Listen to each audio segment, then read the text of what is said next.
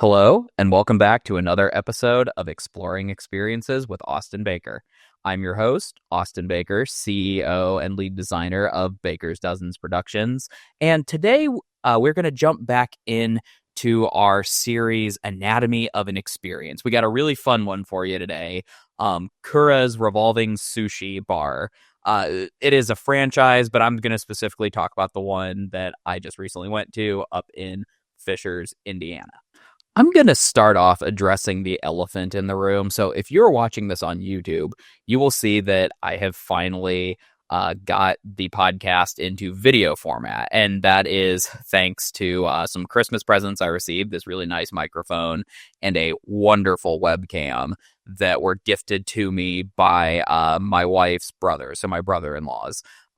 So big shout out to Jason and Joe for making this possible. Hopefully this leads to more engagement and more accessibility for this particular show. So now, in addition to hearing my oh so wonderful voice, you can also watch me. And my students always used to tell me that it was fun to watch me because I'm a very animated person. As you probably have noticed already, I talk a lot with my hands and do a lot of body gestures and facial expressions. So hopefully that will make these episodes a little bit more fun. You also get a little bit of insight into my space.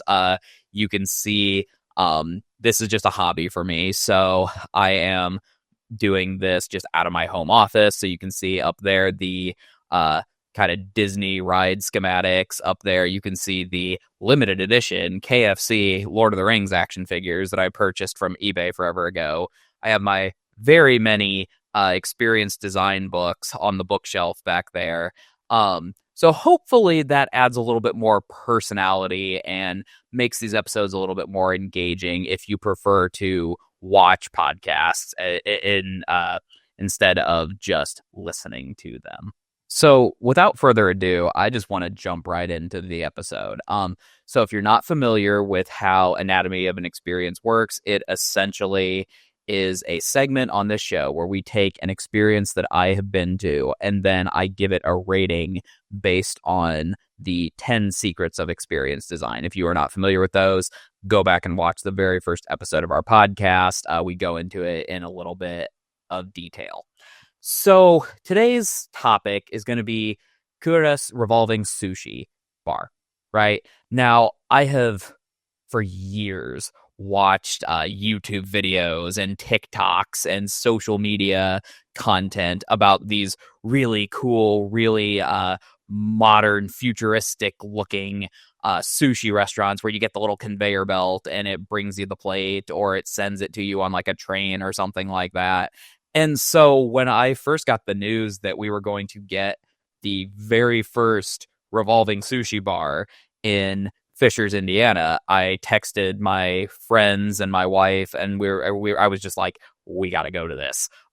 This is too cool. And so a few weeks ago, I think 2 weeks before Christmas, we all got together for a little friends holiday, and we decided to go up there and try it out.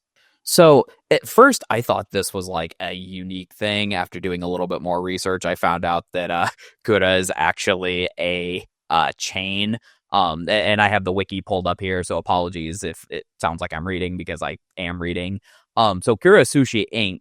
is actually the second largest sushi restaurant chain in Japan. So apparently it says they have 543 locations in Japan, 56 in Taiwan, 69 in the United States. However, this newest one that just opened is the only one in Indiana, which is where I reside. So this was the closest option if I wanted to experience something like that. So without spoiling anything, I will tell you right off the bat, this did not disappoint. I have already told my wife that we are going to go back there for my birthday this year. The friends that we went with, he literally came back a few days later for his birthday with his significant other and his mother to celebrate his kind of birthday lunch. And yeah, he had never been there before either. So that is how much of a novelty and how good the food is there. However, we are not just judging this based on the quality of the food, right? That would be the easy way. Here with Anatomy of an Experience, we are going to look at Kura Sushi Bar through the 10 secrets of experience design, and we are going to look at each component of those 10 secrets and then give it a ranking on a scale of 1 to 10, with 10 being the highest. And then at the end of the episode, we add it all together, average it out, and that'll be the quote unquote final score that it gets. So, without wasting any more time, let's get into the first secret. So, the first of the 10 secrets is always multisensory design. So, how does it incorporate touch, taste, smell, sound, and visuals? And I will tell you right off the bat, it does a fantastic job of incorporating multisensory design. So, first off, let's start off with sight. So, it's kinetics galore. I mentioned in my multisensory design episode that kinetics are a simple way to create a lot of visual impact, and Kura's got so many kinetics. So for starters, you have the actual revolving sushi belt yourself. And if you're not familiar with how that works, it's basically a bunch of plates with food on it that are constantly moving along this sort of belt system. And then as it passes by your table, you reach and grab what you want, right? But in addition to that, they also have like this little robot that greets you and then takes you to your table and like delivers your drinks and stuff. So that's, kind of going around the restaurant while you're sitting there eating, adds a little bit of kind of a fun visual as well. You've also got the ordering delivery system. So if there's something on the menu that you want that is not currently on the conveyor belt, there's this little touch screen up above, and you find the item, you push the button, and then up above the main conveyor belt, there is a secondary conveyor belt that will send you your food directly as soon as it's done. So that adds a little bit of kinetics as well. Of you'll just be sitting there, all of a sudden, you see a plate of sushi or a dessert go shooting by you, right? You've also got this sort of what I like to call modern Oriental aesthetic. If you've ever been to like a restaurant in Japan, you probably know what I'm talking about, where it's very sleek and modern, but there's still some elements of traditional Japanese artwork and architecture kind of subtly implemented as well. But even then, it looks so modern. Like everything is sleek. There's like clear domes over all the plates of food that cover them. There are, again, robots moving around. It's very, very much a modern aesthetic. Now, if you really want a good visual, a good sort of thought exercise, picture a bullet train, right? We have seen that in the movies and TV shows that take place in Japan. If you've ever actually been to Japan or studied Japan, modern Japan at all, you probably know what I'm talking about, right? Think bullet train meets buffet. That's the sort of aesthetic that I mean when I say modern Oriental aesthetic. But it's still, it works, right? And then also in terms of visuals, you have the screens themselves, right? Which every single item on their menu, they have a picture of. So you can actually see what it looks like before you decide to go ahead and order it. And then also something that's I find very sort of charming is every now and then you get a little video clip, a little cartoon that plays on your the tablet, the kiosk that you're ordering from. And it is this sort of, if you've ever played the Jackbox party game TKO, right? That's the sort of aesthetic it has. So almost like a child-friendly, goofy anime sort of aesthetic. But every now and again, you get this little video clip, and it's the same character going through different scenarios, and it's just very cute and very charming. They also have basically these little like vending machines, which we'll talk about more in depth later. But so every now and again, you will see, a little ball roll down from a vending machine, and that adds a little bit more kinetics to the visual. So yeah, they blow it out of the water in terms of sight in multisensory design. So moving on to sound, um, there's not a ton. I mean, no more so than your typical restaurant. Like they play music in the background. Every now and again, you hear the sounds of the chefs in the kitchen doing their job. I guess you hear the sounds of like the conveyor belts when they're running and things like that. But the biggest thing other than the music is obviously the sound that comes along with those little video clips I just mentioned.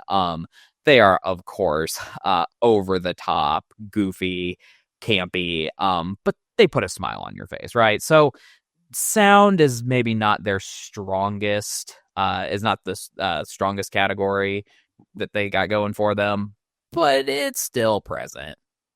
So in terms of touch, obviously with any restaurant, you have the actual, like, you're physically picking up the food with your hand or with utensils, chopsticks or forks or whatever, right? But in addition to that, this place goes a little bit above and beyond, in my opinion. So in addition to that, you've also got, the touchscreen kiosk that is used to order anything that's not currently on the conveyor belt. But even just the sort of act of having to pick up your plate from this moving, revolving belt that is constantly circling you, right? That adds another sort of layer of multisensory design in the fact that, okay, I don't just have it handed to me. I need to physically reach, grab it. There's like a special technique. You have to like pull up and then pull it off, right? So you got that. You got the touchscreen kiosks. But then you also have this really cool plate disposal system where you, once you're finished with the plate, and the sushi comes on like little tiny plates. You get like, I think like 2 or 3 pieces, depending on what it is at a time. And then you take the plate, there's a little slot at the inner side of your table, and you drop it down the slot. And I don't know where it goes after that. I'm assuming on some sort of conveyor belt that takes it back to the kitchen to be washed. But when you do that, it's just very satisfying, right? It's a little like, you take it and you put it in there and it clinks and you hear it fall. It's almost like dropping a Plinko chip. And so there is that as well. So they do a really good job of incorporating touch into their design as well. All right, so next we're going to go into taste. Now, I'm not going to linger on this for too long just because it's a restaurant. Of course it has taste. That's the whole reason you go to a restaurant. But I will say this is like top quality stuff. Like this is some of the best sushi that I've ever eaten. So, yeah, my taste buds were very happy. I would say they knock it out of the park on in terms of taste. Now they have they have sushi, they have desserts, they have fruit, they have beans that you can get as a side. They've got ramen bowls that you can get. So there is a lot of variety in terms of the flavors that you can experience at Kura Revolving Sushi Bar. So yeah, there's not much more to say about that other than the food is really, really good. So finally, we'll talk about smell. Now, there's even less to say about that, right? I mean, again, you have the smell of the actual food as you are consuming it, which smell is tied with taste very closely. So I tend to lump them into the same category when we're talking about restaurants or consuming things that are edible. So I'm not really going to talk much about that. I mean, you smell the food when it comes out. However, overall, the things that it does well in terms of multisensory design, it does phenomenally well. So for that, I am going to give Kura Revolving Sushi Bar a 10 out of 10 on multisensory design. So next up on the 10 secrets, we have storytelling. So in what way does this experience tell a story, right? Whether that is the story of their brand or whether that is a fictional story. And believe it or not, this place actually does have a little bit of story, which is very uncommon for most restaurants that are not, places like Bubba Gump's or Rainforest Cafe or Dick's Last Resort, right? So you get first and foremost, when you go there for the first time, the servers have this little spiel that they give you, right? So it's almost like watching a stewardess on a plane going through all the safety procedures, like, oh, welcome to Kura, and everything is a la carte, and here is how you pull the plates from the conveyor belt, and here's what you do with those plates when you're done, and things of that nature. But it's a very sort of friendly, engaging spiel. Also, in terms of story, you have those charming little video clips that play on your kiosk every now and again, right? And even though they are kind of inconsequential to your actual dining experience, they're fun, right? And they have a little bit of story that goes along with them. So, for example, it's the same character every time, but like one of the ones we saw, he was exploring a rainforest or a jungle, and then a giant creature comes out and attacks him, and chaos ensues. Another one, it was the same character, but he was surfing, and then a giant wave approaches and all the chaos that causes, right? And I'm sure there are a bunch more. I think we only saw 2 or 3 when we were eating, but that adds a little bit of story to the experience as well. Also, the robot, I didn't even realize this while I was doing the research for this episode. The robot has his own sort of like backstory and name. So apparently the robot's name is Kura B, the Kurabot. And I didn't really get too deep into into the lore of Kura B. But apparently there's something there. He is more than just a mascot. There is some sort of story that goes along with that character as well. So yeah, the story is present, but unsurprisingly, as with a lot of restaurants, it's not really front and center or emphasized. So for that reason alone, I'm just going to give it a 6 out of 10. It's there. What is there works well, but there could be so much more. Next up on the list of the 10 secrets of experience design, we have whimsical and unexpected. Now, I just got one word. Wow. As I talked about in my previous episode, which is all about designing with whimsy and for the unexpected, I mentioned that whimsy is all about making the audience or your guests feel like they're in a magical space where anything can happen and possibilities are endless. For a restaurant, yeah, this does that really, really well. You walk in and it's like you see this Rube Goldberg machine of a food delivery system, which if you're not familiar with a Rube Goldberg machine, it's one of those, they were really popular in the aughts, the OK Go videos, right? They did their treadmill video, and then the one after that, they had this machine that, like a ball drops and then it activates this, which then triggers this and then this, and it's all this sort of whimsical mechanical visuals that then eventually does something at the very end, right? If you've ever played the board game Mousetrap, that's a Rube Goldberg machine, and their main sort of contraption, their main focus at Kura is this really whimsical looking conveyor belt of never ending sushi. And how can you beat that? How can you get any more whimsical than that? And to top that off, those little video clips that I was telling you about with the little cartoon character that goes through all these different scenarios, that's actually not random. So that is triggered when you put 15 plates through the little slot, right? And so the first time that happened, we put in our 15th plate and it was like, whoa, what is that? What's going on? Oh, that's so cool, right? That's what we're talking about when we're talking about unexpected, but also it's just a very sort of whimsical experience that, oh, I triggered that, this cute little cartoon by, cleaning up after myself, right? Essentially. So there is that. Also, when you do the 15 plates, you get a prize. So your whole table gets a prize out of the little vending machine. So the machine when we went, unfortunately, was broken at our table. But when you put 15 plates in, it's supposed to just automatically dunk, like drop a little pod down that has a little keychain with a sushi or ramen miniature in it.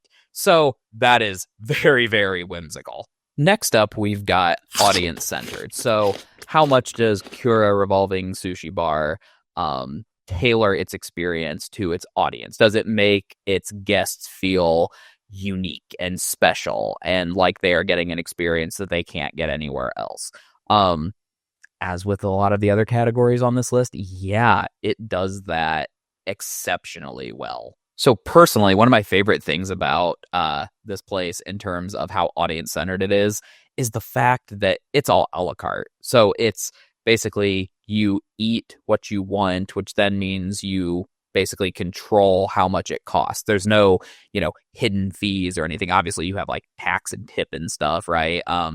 But in terms of the cost of the meal, what you are getting in terms of quantity and portion sizes, you control that. So you could, in theory, go there and eat 3 plates of sushi and be like, okay, that's it. It's done, right? And they are extremely affordable too. Each plate is $3.75, I think, and you get 2 or 3 pieces, depending on the sort of quality of the roll, I guess, right? Like a California roll, you get 3 of those, but like the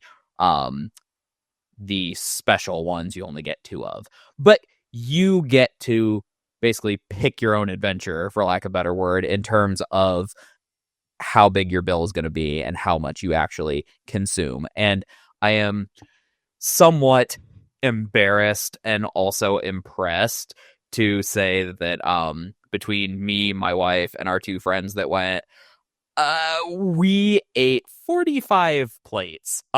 And so you do that math there. But next time we go, I've already told my wife, next time we go and it's just the 2 of us, we're not going to eat anywhere near that, right? But we get that choice.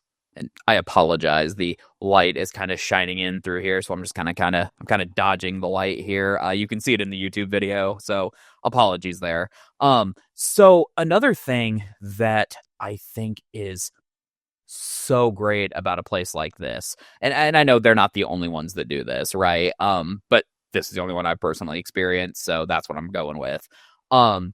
The fact that it is all a la carte and it's small portions, that means you can test out options that maybe you wouldn't, right?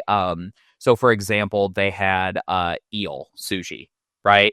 If I went to a regular sushi place where it's like, oh, you pay $10 for a full roll, right? I would never, ever, ever get eel because I just don't know if I like it. I've never had it before. And if I don't like it, I don't want to waste $10. Here, it was, you get the little 2 pieces and it was $3.75. And, my wife tried one and I tried one. We ended up not liking it, but that was it. We only had to try 1 piece. We weren't sitting there with 6 more pieces that we were either going to have to power through and eat and not enjoy it or throw away and waste, right? So that is another way that it is a very audience-centered experience. We get to control that experience. And then we also get to sample things that, maybe turn out really good. There was one, I think it was, I can't remember the type of fish, but it was fish on top of sushi. So it wasn't like your typical like tuna or any. Oh, it was mackerel. It was mackerel sushi, which I actually kind of dug, and so I got more. But you could do that at a place like this, and there are so many options, right? You've got literally, I don't even know. You have dozens of different types of sushi and sides and ramen to pick from, and so if you wanted to, you could just go there and, try one of everything. That probably wouldn't be very cost efficient. And to me, that wouldn't be very satisfying, but you could do that. You are in control of the experience as a guest. And if you never, see something come by that you want, right? Or if you tried something and you don't see it come by again, okay, you type it in on the kiosk and they send it right to you. Another thing that I think really makes this place audience-centered is the fact that unlike most traditional sit-down restaurants, you basically order on your own time, right? You don't have to, wait for a server to come around. Now, they have servers, so if you have like a question or you really need a drink refill or something and can't reach the screen, I guess, or the screen's malfunctioning or something, you can flag someone down and they'll help you, right? But if you want to order, right away, you can do that. Even your drinks get delivered by that little robot. And so, yeah, it's very convenient. And so even if it's a super busy night, like the night we went, we had to wait, I think well, they told us it was going to be a 45-minute wait. I think we got in like 15 or 20, thankfully. But it was pretty packed. And even then, like our food was, it was constantly stocked on the conveyor belt. The stuff that they were sending out to us was fresh. We didn't have to wait to start eating. And that, especially in the restaurant industry, is huge in terms of customer experience. And my dog, Bruno, just decided that he wanted to come in and say hello. Bruno, say hello. Say hello to YouTube. Yeah, good boy. Look at you. Yes, I guess I have a sidekick now. That is the beauty of making a podcast with a video element, though. You never know who else in the house is going to stop by and say hello. Getting back on track, though, another thing that I think Kura does really well in terms of being audience-centered is its dish disposal system. Now, at first, you wouldn't think that, okay, you're putting plates in a slot and sending it back to the kitchen to be washed. Okay, it's as simple as that. But what that does, I would argue, is that you always are going to have a clean table, right? I don't know if you have been to like a lot of these other buffets where you actually have to basically pile up your dirty plates and then somebody comes by and picks them up and takes them back, right? Or you just leave them there the whole time and then like a traditional restaurant, when you leave, somebody stops and gets them. Here, your table is always clean. And that makes, in my opinion, the sort of aesthetic of the experience better. It makes the restaurant feel more organized and clean. So I would say that definitely amps up the audience-centeredness of this particular experience. Probably the most quintessential element of this experience that I would say makes it audience-centered, though, is the price. So, as I mentioned before, a plate of sushi is $3.75. Now, the ramen, I think, is actually the price of like a regular meal at like another restaurant. So I think it's like $8 to $12 or something of that nature. But you're paying $3.75 a plate a la carte for, I would argue, top quality sushi. It's certainly the best sushi that I have ever eaten. Now, granted, I have not been to Japan. I haven't been to, the high quality sushi restaurants in like New York or Chicago or LA or anything like that, right? But for $3.75, it was pretty dang good. And I would say you are definitely getting value and quality for your money, which then, of course, is the most important part of any experience, I would argue, particularly in the restaurant industry, right? There's that old saying, you can put lipstick on a pig, but at the end of the day, it's still a pig.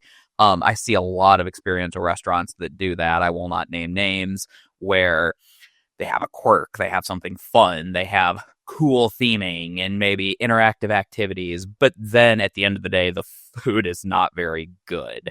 That is not the case here. So for that, I am going to give this a perfect 10 out of 10 in terms of being audience-centered. Next up, we have engaging. So how sort of mentally stimulating is this experience? How focused are you on what is happening in front of you? Or are you, distracted? Are you talking? Are you looking at your phone? Things of that nature. Unfortunately, because this is a restaurant, this is by far its weakest category.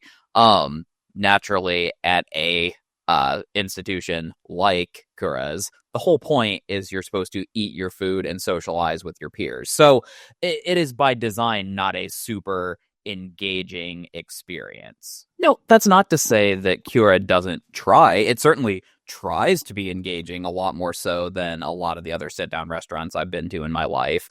With the video screens, just the fact that you have to order your food from a kiosk itself, I would say that makes it a little bit more engaging in the sense that you actually have to pay attention. You have to actively be interacting with that screen whenever you want new food, right?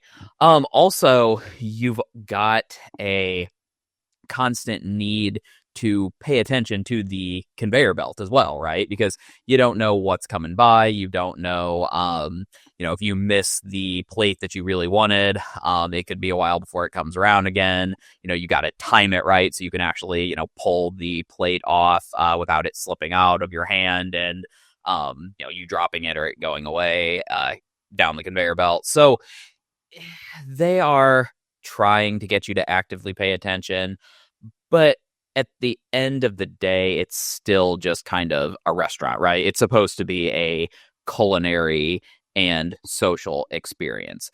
Now, I mentioned the videos that play after every 15 plates.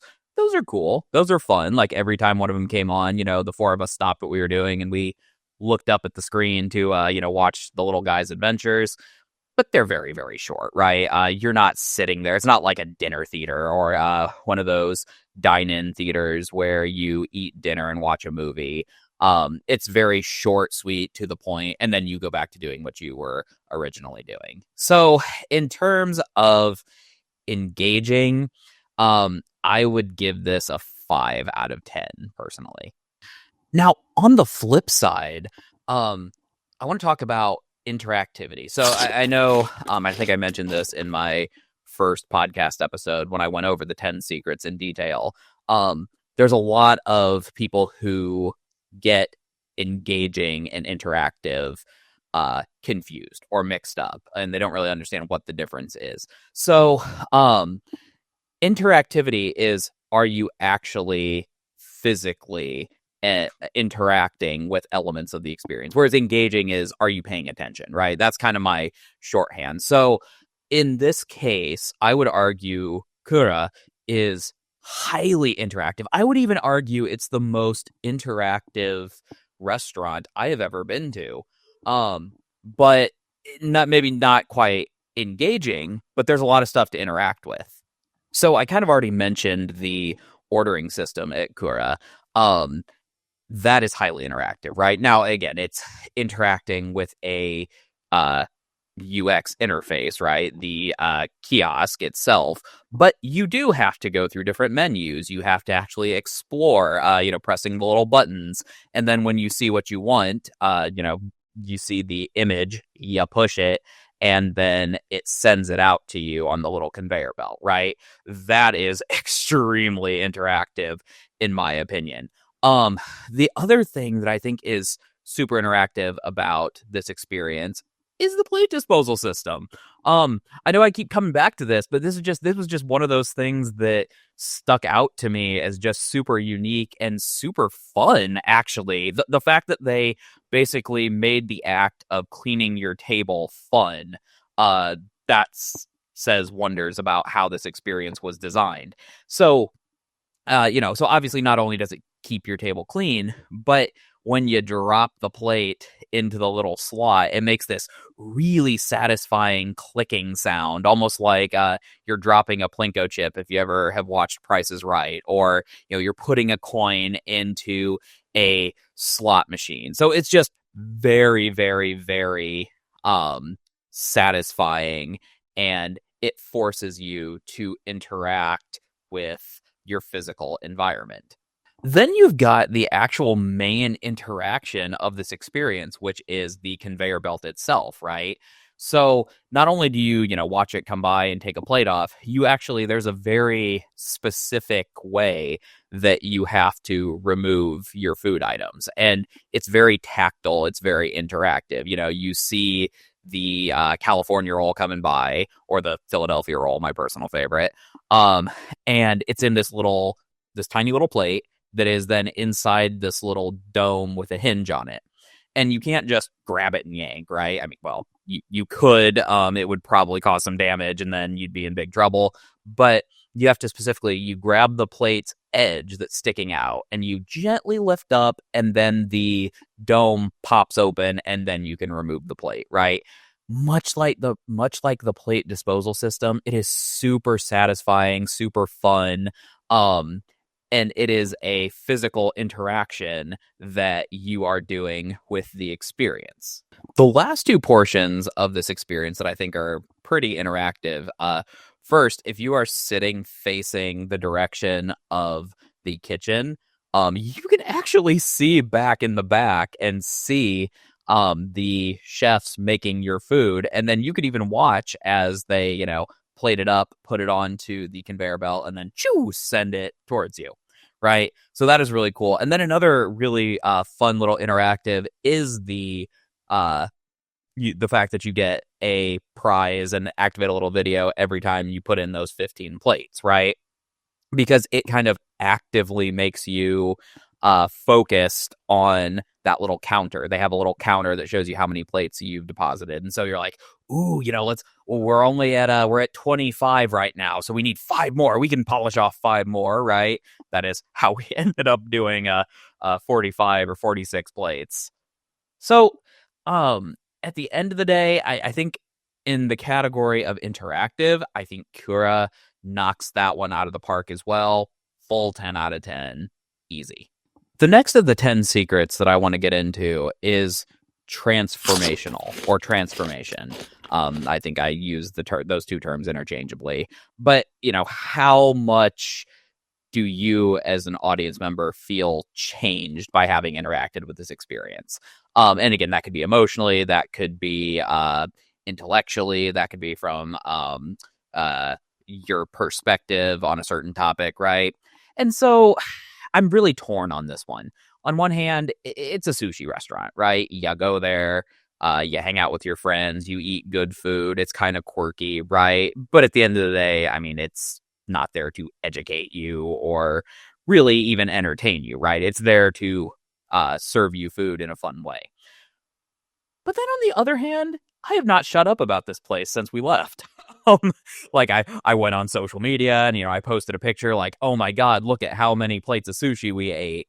I have already told my wife that we are going to go back there multiple times, right? I think I have told my brothers-in-law that we're going to take them there. I told my parents that next time they come down that we're going to take them there, right? So on one hand, yeah, it's just a restaurant. But on the other hand, like, I do feel like it's left a sort of lasting impact on me in terms of just how much fun it was, but then also what a restaurant can be in terms of experience design. And full disclosure, I probably was going to make this episode of Anatomy of an Experience about a different experience that I'd been to, but this was one of those that I went and it was just so cool. I had to share it with everybody. And so, yeah, I can sit here and say it wasn't really impactful or transformational, but I decided I needed to make a whole podcast episode analyzing it. So at the end of the day, yeah, it's a sushi restaurant. It's not going to change your life or, open your brain to something you've never thought of before. But it is still one of the coolest things you can do up on the north side of Indy, I would argue. So in terms of transformational impact, I'm going to give it a 6 out of 10. Now I want to talk about the secret that evokes emotion. So, how does a experience like this make you feel? And I'll say it makes you feel pretty good, right? So just the aesthetic that it's going for and the sort of novelty and all the technology that's used. I mean, one, you feel like you are eating in a futuristic restaurant, but you also feel kind of special, like you're a VIP or something, right? Like, ooh, this is a fancy sushi place, when in reality it's really not. But it gives you that sort of feeling. And then also the food is freaking delicious, right? And so that's always gonna make you happy. You walk out with a full belly of high quality food for a good price. Yeah, you are going to leave a satisfied customer for sure. Then there's just sort of the overall vibe that it gives off, right? It's a very sort of happy, whimsical place. And so, as you are, watching this conveyor belt go by and watching these little videos on the screen and, kind of like, oh, I've never seen that type of sushi before. And oh, this conveyor belt is delivering me the food, right? You can't help but smile. This is a place that is going to leave you very satisfied and very, very happy as well. And another thing, like doing the orders that get delivered to you and pulling the plates off of the moving conveyor belt and dropping your plates in the little disposal slot, right? You have that same sort of excitement and anticipation, I would argue, as you would playing like a video game or watching the slots go around in a slot machine, right? So it has that sort of element of almost gamification to it as well. Which if you're a game player like myself, that is going to evoke feelings of happiness and even a little bit of competition, right?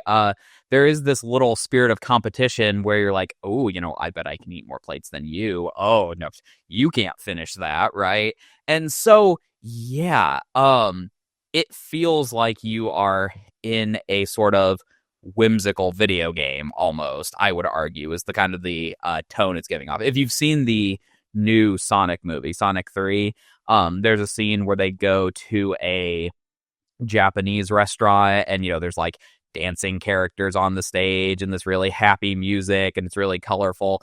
Those are the kind of vibes that you're going to get from this place. However, I would also argue that even though it is sort of fun and colorful and whimsical, it's still very professional. And like, you would not feel out of place, taking one of your coworkers there or your boss there for like a business lunch, right? So it's not a kitschy sort of restaurant like I have certainly seen with other themed restaurants. It is very fun and whimsical, but also I would say appropriate for all ages. So yeah, in terms of evoking emotion, and again, whether that is happiness, whether that is curiosity, whether that is whimsy, I'm gonna say that this is another full 10 out of 10. I dare you to go to this place and not leave with a smile on your face. The next secret is layered. How layered is this experience? So when I say layered experience, I'm talking about you have a goal, right? Whether that is to sell food or have satisfied customers or make people smile, right? Whatever the goal is, right? A layered experience is going to be one where you have many different paths that appeal to many different demographics and audience types that can help them reach that goal. So in the case of Kura, I think they do it pretty well. Now, I will say this is not a 10 out of 10. There are some things that it could improve about, I would argue. However, in terms of their menu items and the overall experience, I think this is a very well layered experience. I would think that with this being a experiential restaurant, it wouldn't be too far out of line to say that Kura's goal is to leave customers satisfied and not hungry, right? And if that really is their intended goal, I think, they do a really good job at giving you different pathways to achieve that goal. So just a little bit more background on the demographics that I went with, right? So my wife has actually been to Japan before. So she's actually been in like real authentic restaurants that are just like this one. And one of the friends we went with actually has a shellfish allergy, right? And so at first we were like, ooh, is this the best place to take them? Because, are they going to be able to eat anything? Yeah. And that was the crazy part. They originally, when they looked at the menu, they're like, okay, I'll get a bowl of ramen, right? No, they didn't get ramen. They ordered sushi. But Kura doesn't just have the shrimp and crab and raw fish type of sushi. They also had like a sesame beef sushi. They had a Wagyu beef sushi where they actually have rare cooked Wagyu beef on top of a sushi roll, right? And they ordered a bunch of those. They ordered fruit. They ordered some of the desserts. So yeah, even though they had this allergy that could have prevented them from enjoying the experience, it could have limited their ability to interact and the emotional impact it had. But because they offered this variety and made it a more layered experience, then yeah, they had a great time. They have been back already without me and my wife. So, and I'm sure they will go back again, right? And that has not always been the case, especially at, Chinese and Japanese restaurants that have a lot of seafood and shrimp and crab and stuff like that. That is a very big part of the diet in those cultures. And so this is probably one of the best options for somebody who has a shellfish allergy but still wants to experience sushi in some way, shape, or form. And kind of to springboard off of that topic and kind of continue on with it, you could bring picky eaters here, I would argue. So I actually saw a bunch of families come in with children, right? And traditionally, you go to a Chinese buffet or a Japanese restaurant, right? It's like, okay, well, what are the kids going to eat? They're going to eat, they got to have chicken tenders and fries and mac and cheese and those sort of American style foods. Here, I didn't see any of that on the menu. I could be wrong, but at least I didn't notice any American food. This is all Japanese food. But even then, there are so many non-sushi options that you can experience at this restaurant. So they had, obviously, I've talked about the ramen and the Wagyu sushi and stuff like that, but they also have umami beef. They have, you can get gyoza. I think I mentioned they have a bunch of like fruit and vegetables on the side. So there are plenty of options for even the pickiest of eaters, which I think for a restaurant is key to having a layered experience. Another thing that was super interesting is that my friends and we ate at a traditional booth, right? So think any sit-down restaurant you've gone to where, you go and there's, a table attached to, in this case, it was attached to the mechanism that had the conveyor belt, but usually it's attached to like a wall or something. And then you have a booth on one side and a booth on the other. So yeah, we ate at a traditional booth. However, there was a sort of quote unquote single section, I guess, for lack of a better word, where you would actually go and you would sit at a single chair, like a pull-out chair, and the conveyor belt was in front of you. And then, of course, it was the same sort of dining experience, but that would be if you were there alone. Like if you just decided to come here on your lunch break or something, or you were in town and sushi sounded good, right? You don't have to sit at a booth. And it wasn't a bar either, right? I know a lot of restaurants, if you're alone, you end up sitting at the bar and then you feel kind of like an alcoholic or something, sitting at a bar at 2 p.m. in the afternoon, at a Buffalo Wild Wings or something. Yeah, not that I've ever had experience with that, but I digress.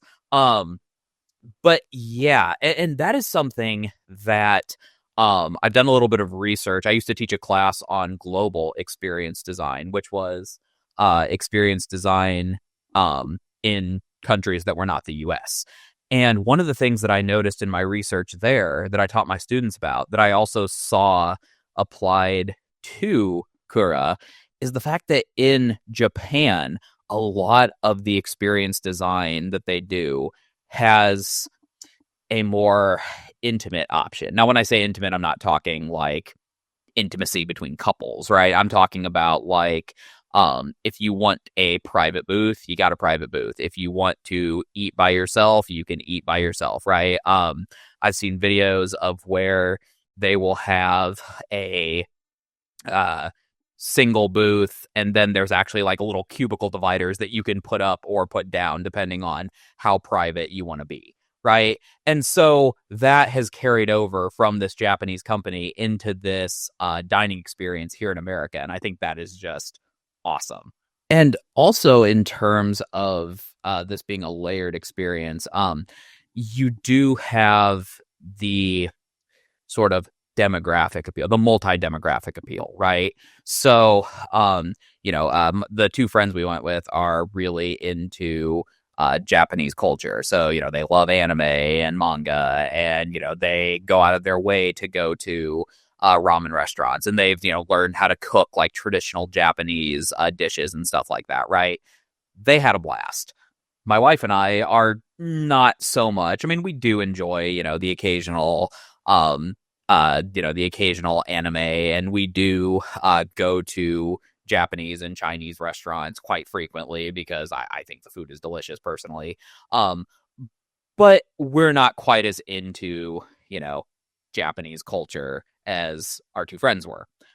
We had equally as good of a time, right? I saw, older people coming in there with large groups with their family. I saw little kids in there, right?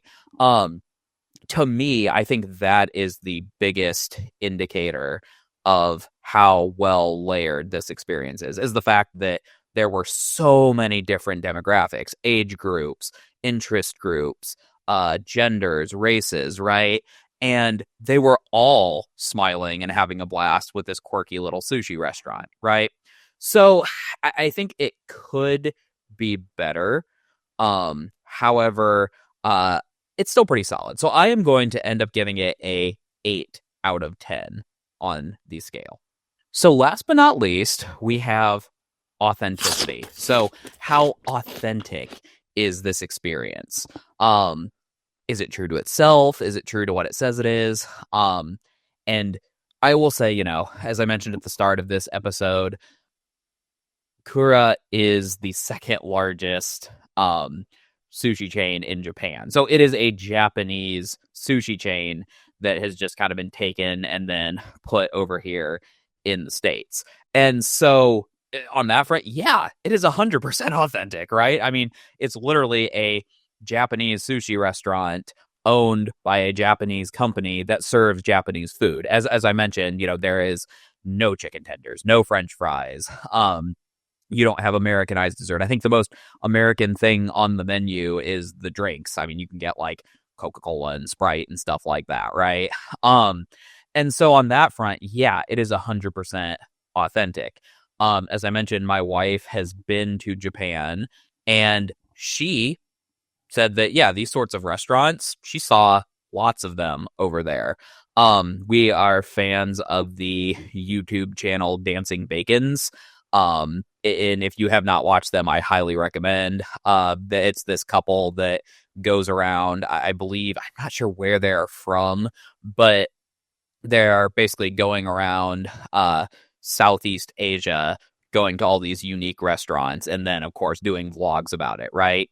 And so we've watched a bunch of their videos before, and yeah, they're going to restaurants that are just like this. That's why when we saw this one opened, it was like, that is basically a slice of Japan here in Fishers, Indiana, and we got to check this out. Also, as I've kind of mentioned before, the decor is very authentic. And so is the sort of aesthetic that it's giving off, right? The almost like, again, futuristic robotics, sleek white, bullet train almost aesthetic, right? So that is very reminiscent of what Japan looks like nowadays as well. But then another thing that's just fascinating on the authenticity front is the fact that Kura kind of prides itself, its business model, on being slim and efficient, right? So it relies a lot on automation, hence the conveyor belt of constantly revolving sushi, the delivery conveyor belt, the robot that takes you to your seat and delivers your drinks and things of that nature, right? The plate disposal system, which I'm assuming has some sort of conveyor belt underneath as well. And so because of this, I was reading that a lot of these restaurants, a lot of the Kura restaurants, they operate with only 15 to 20 employees per venue, right? And so I don't know about you, but I mean, that is very, very reminiscent of, the sort of modern way that a lot of Japanese companies do business, right? So, yeah, I don't think you can get much more authentic than this. Solid 10 out of 10. And so with that, we come to the end of another episode of Anatomy of an Experience. And so after tallying up the score, it appears that Kura's Revolving Sushi Bar up in Fishers, Indiana, gets an 8.5 out of 10 in terms of how well of a experience they have designed. And I will reiterate, if you are in the central Indiana area, go here. If you are Indianapolis for business or for a sporting event or even just passing through for the night, right? Go check this out. It is a one-of-a-kind experience, at least in the state of Indiana. But it is not one to be missed. Like I said, you will leave satisfied. Your wallet will not take a huge hit unless you decide to go hog wild. It'll put a smile on your face. It's a very just chill, fun, unique environment. And so please check this place out. I highly recommend it. I'm Austin Baker of Baker's Dozens Productions, and if you're interested in any of our other podcast episodes or viewing our portfolio of creative design and experience design work, please check us out at www.bdpxd.com. That is www.bdpxd.com. And we're even available for customizable experiential services, design services, event planning services, and event design services. So if you are planning an event or have a creative project that's coming up and you want a little bit of help, please reach out to us. We would love to help you. We know that you have dozens of stories to tell, so let us help you tell them. I'm Austin Baker, and I will see you on the next episode of Exploring Experiences.